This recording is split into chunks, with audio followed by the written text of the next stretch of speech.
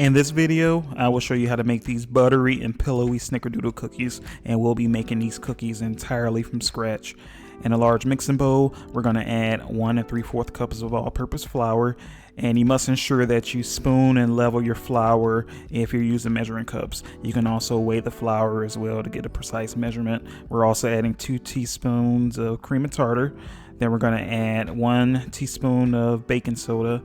And finally, we're going to add a 1/2 teaspoon of iodized salt. So the cream of tartar is what gives the Snickerdoodle cookies their subtle tangy flavor, and it also reacts with the baking soda to give them their signature crinkly tops, in addition to the baking soda contributing to the spread of the cookies. So now that I've combined all of the dry ingredients, I'm going to move on to combining the wet ingredients. So I have a separate large bowl, and what I'm going to do is add my butter to the bowl, and I have a 1/2 cup of butter along with 6 tablespoons of butter melted. And next I'm going to add 1 cup of white granulated sugar. Snickerdoodle cookies normally don't have brown sugar because the molasses content in the brown sugar will give the cookies a chewier texture, whereas Snickerdoodles are known for their crispy exterior. So I combined the butter and sugar for about 1 to 2 minutes until they reach the consistency you see on the screen. Now I'm adding 2 extra large egg yolks. And the reason I excluded the egg whites is because the egg whites are primarily protein, which tends to dry out cookies. Most of the emulsifying properties are in the egg yolks, so if anything, exclusion of the egg whites contributes to a richer cookie.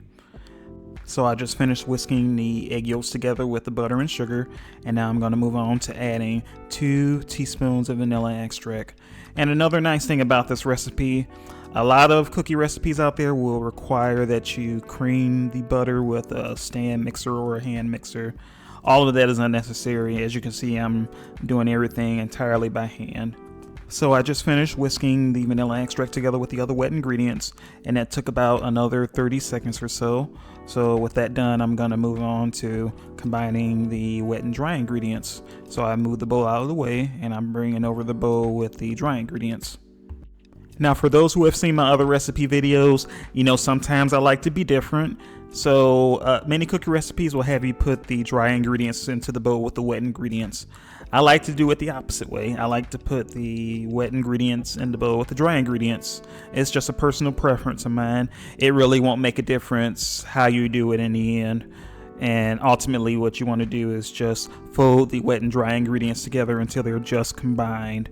And this is to ensure you don't get too much gluten development, because if you have too much gluten development, then the cookies won't bake properly once you put them in the oven. So now that the wet and dry ingredients are combined, I'm going to move on to rolling the dough in cinnamon sugar. So I have 1/4 cup of cinnamon sugar, and I use the McCormick cinnamon sugar mixture. You can also make your own cinnamon sugar mixture. And I took some dough here. I used a cookie scoop to get this bit of dough I have in my hand. And as you can see, I'm rolling it into a ball. And now that I've finished that, I'm going to place it into the bowl, and I'm going to roll that ball of dough around until it's well coated with the cinnamon sugar mixture. By the way, I also did allow the dough to rest for 15 minutes before I did this. I recommend allowing the dough to rest for 15 to 20 minutes. That will give the butter and the egg yolks some time to solidify somewhat so that the cookies don't spread too much once they're in the oven. So once I finish coating all of the dough with the cinnamon sugar mixture, I placed them onto the cookie sheet, and I made sure they're evenly spaced because they will spread out. You don't want them to touch. So now that that's done, I'm going to place the cookie dough into a preheated oven at 350 degrees, and I'm going to bake them for 10 minutes. And once the cookies are done, you would just remove them from the oven and allow them to cool for at least 10 minutes. If you try to mess with them too soon, they will tend to fall apart. When it comes to servings, assuming you use a 2 tablespoon or 1 ounce cookie scoop, you should be able to get up to 18 cookies out of this recipe. As far as freezing the dough will be good in the freezer for at least 1 month. After 1 month, the dough will start to lose its texture and flavor, and you should dispose of the dough completely after 3 months.